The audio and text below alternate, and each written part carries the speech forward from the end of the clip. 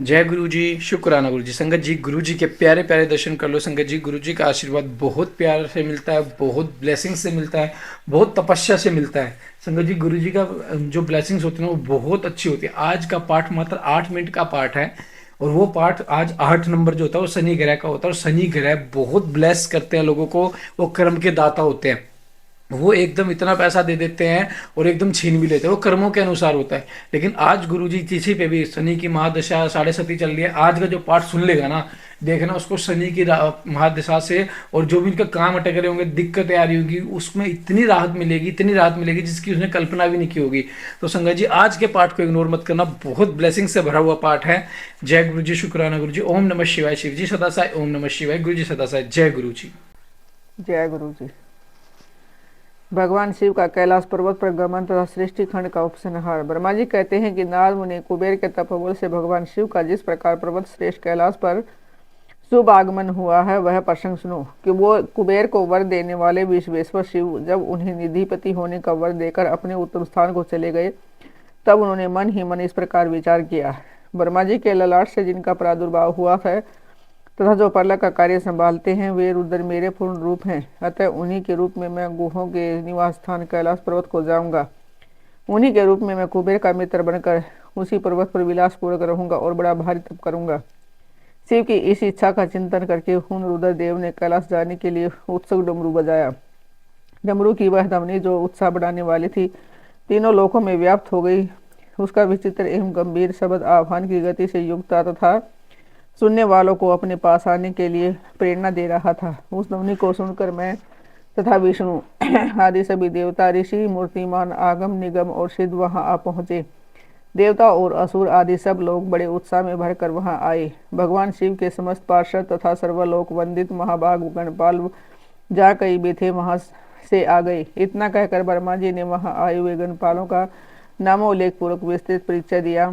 फिर इस प्रकार कहना आरंभ किया। वे बोले, वहां असंख्य महाबली गणपाल पधारे। वे सब के सब सहस्त्र भुजाओं से युक्त थे और मस्तक पर जटाकारी मुकुट धारण किए हुए थे। सभी चंद्रचूड़, नीलकंठ और त्रिलोचन थे। हार, कुंडल, केयूरता, मुकुट आदि से अलंकृत थे। वे मेरे श्री विष्णु के तथा इंद्र के समान तेजस्वी जान पड़ते थे। अणिमा आदि 8 सिद्धियों से घिरे तथा करोड़ों सूर्यों के समान उद्भाषित हो रहे थे। उस समय भगवान शिव ने विश्वकर्मा को उस पर्वत पर निवास स्थान बनाने की आज्ञा दी। अनेक भक्तों के साथ अपने और दूसरों के रहने के लिए यथा योग्य आवास तैयार करने का आदेश दिया। मुने तब विश्वकर्मा ने भगवान शिव की आज्ञा के अनुसार उस पर्वत पर जाकर शीघ्र ही नाना प्रकार के ग्रहों की रचना की। फिर श्री हरि की प्रार्थना से कुबेर पर अनुग्रह करके भगवान शिव सानंद कैलाश पर्वत पर गए। उत्तम मुहूर्त में अपने स्थान में प्रवेश करके भक्त वत्सल परमेश्वर शिव ने सबको प्रेम दान दे सनाथ किया। इसके बाद आनंद से भरे हुए श्री विष्णु आदि समस्त देवताओं, मुनियों और सिद्धों ने शिव का प्रसन्नता पूर्वक अभिषेक किया। हाथों में नाना प्रकार की भेंटें लेकर सबने क्रमशः उनका पूजन किया और बड़े उत्साह के साथ उनकी आरती उतारी। मुने उस समय आकाश से फूलों की वर्षा हुई जो मंगल सूचक थी। सब और जय जयकार और नमस्कार के शब्द गूंजने लगे। महान उत्साह फैला हुआ था जो सबके सुखों को बढ़ा रहा था। उस समय सिंहासन पर बैठकर श्री विष्णु आदि सभी देवताओं द्वारा की यथोचित सेवा को बारंबार ग्रहण करते हुए भगवान शिव बड़ी शोभा पा रहे थे। देवता आदि सब लोगों ने सार्थक गंभीर वचनों द्वारा लोक कल्याणकारी भगवान शंकर का पथक पथक सत्वन किया। सर्वेश्वर प्रभु ने प्रसन्नचित्त से वह सत्वन सुनकर उन सबको प्रसन्नतापूर्वक मनोवांछित वर दिया एवं अभिष्ट वस्तुएं प्रदान की। मुनि तदंतर श्री विष्णु के साथ मैं तथा अन्य सब देवता और मुनि मनोवांछित वस्तु पाकर आनंदित हो भगवान शिव की आज्ञा से अपने अपने धाम को चले गए। कुबेर भी शिव की आज्ञा से प्रसन्नतापूर्वक अपने स्थान को गए।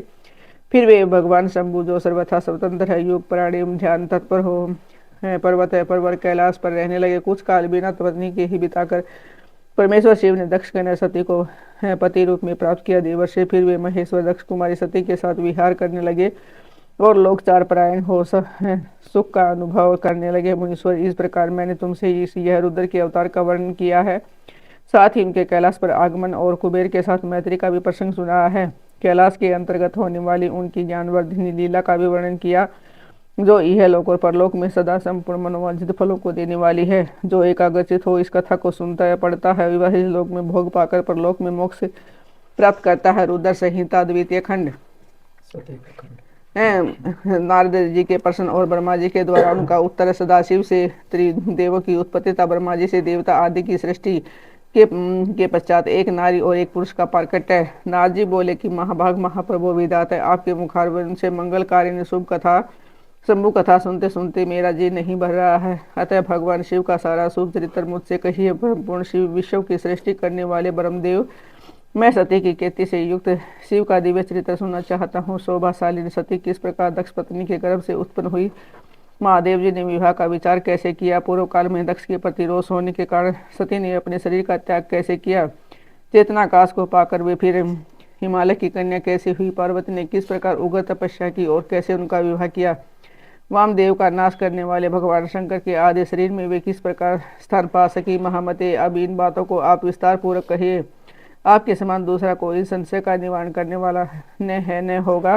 ब्रह्मा जी ने कहा कि मुनि देवी सती और भगवान शिव का शुभ यश परम पावन दिव्य था, गोपनीय से भी अत्यंत गोपनीय है। तुम वह सब मुझसे सुनो। पूर्व काल में भगवान शिव निर्गुण निर्विकल्प निराकार शक्ति रहित चिन्मयता सत और असत से विलक्षण स्वरूप में प्रतिष्ठित थे। वे भी प्रभु सगुण और शक्तिमान होकर विशिष्ट रूप धारण करके स्थित हुए।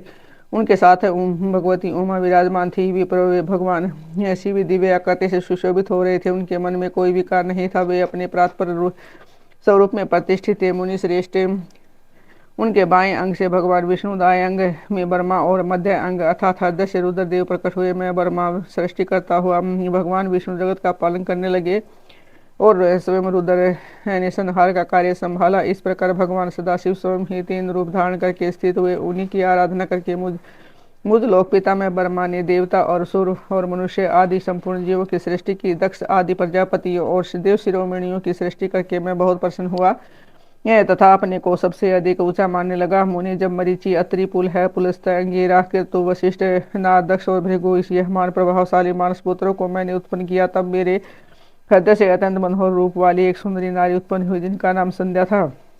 वह दिन में क्षीण हो जाती, परंतु सायकाल में उनका रूप सौंदर्य खिल उठता था।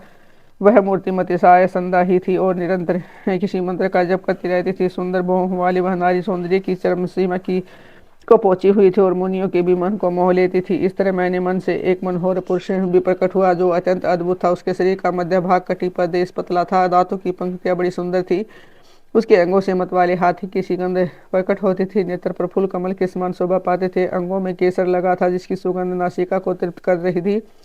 उस पुरुष को देखकर दक्ष आदि मेरे सभी पुत्र अत्यंत उत्सुक हो उठे। उनके मन में विस्मय भर गया था। जगत की सृष्टि करने वाले मुझ जगदीश्वर ब्रह्मा की ओर देखकर उस पुरुष ने विनय से गर्दन झुका दी और मुझे प्रणाम करके कहा। वह पुरुष बोला, ब्राह्मण, मैं कौन सा कार्य करूंगा, मेरी योग जो काम हो उसमें मुझे लगाइए, क्योंकि विधाता आज आप ही सबसे अधिक माननीय और योग्य पुरुष हैं। यह लोग आपसे ही सुशोभित हो रहा है। ब्रह्मा जी ने कहा कि भद्र पुरुष, तुम अपने इसी रूप से फूल के बने हुए 5 बाणों से स्त्रियों और पुरुषों को मोहित करते हुए सृष्टि के सनातन कार्य को चलाओ। इस चराचर त्रिभुवन में ये देवता आदि कोई भी जीव तुम्हारा तिरस्कार करने में समर्थ नहीं होंगे। तुम छिपे रूप से प्राणियों के हृदय में प्रवेश करके सदा स्वयं उनके सुख का हेतु बनकर सृष्टि का सनातन कार्य चालू रखो। समस्त प्राणियों का जो मन है वह तुम्हारे पुण्य में बाण का सदा अनायास ही अद्भुत लक्ष्य बन जाएगा और तुम निरंतर उन्हें मदमत किए रहोगे। यह मैंने तुम्हारा कर्म बताया है जो सृष्टि का प्रवर्तक होगा। और तुम्हारे ठीक ठीक नाम क्या होंगे, इस बात को मेरे ये पुत्र बतलाएंगे। सुरश्रेष्ठ, ऐसा कहकर अपने पुत्रों के लिए अपने कमल में आसन पर चुपचाप मुख की ओर दृष्टिपात करके मैं अक्षण भर के लिए बैठ गया। जय गुरु जी, शुक्राना गुरु जी। संगत जी, आज केवल 8 मिनट का पाठ है और 8 नंबर होता है शनि का। आज शनि की ब्लेसिंग्स मिलने वाली है आपको गुरु जी के शिव पुराण के पाठ में। तो संगत जी, आज की ब्लेसिंग्स को आप अपने पास से बिल्कुल मत जाने देना, एंड तक जरूर सुनना, क्योंकि देखो छोटा सा पाठ है। गुरु जी ने क्यों करा, गुरु जी की मैं कहता था ना, हर पाठ में हर चीज में गुरु जी की अलग योजनाएं होती है जो हमारी सोच से बहुत परे होती है।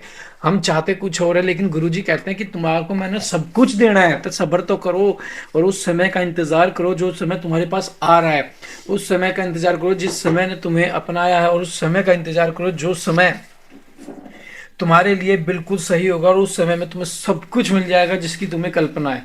तो संगत जी गुरु जी का आशीर्वाद इतना जरूरी होता है ना संगत जी। गुरु जी बहुत प्यारे प्यारे हमारे लिए पाठ की सेवा करवा रहे हैं, इतने प्यारे सत्संग करवा रहे हैं, इतनी प्यारी ब्लेसिंग्स देते हैं गुरु जी। संगत जी गुरु जी इतनी प्यारी ब्लेसिंग्स देते हैं ना, इतनी प्यारी ब्लेसिंग देते हैं जिनकी हमने कल्पना नहीं। जैसे आज गुरु जी ने देखा कि कई लोगों को शनि की पीड़ा चल रही है, तो उसके लिए 8 मिनट का पाठ करवा दिया और शनि की पीड़ा से राहत मिल जाएगी। आज जो इस पाठ को सुन लेगा ना, उसके शनि की महादिशा वगैरह सब कुछ खत्म हो जाएगी। देखना गुरु जी कितनी ब्लेसिंग्स देंगे।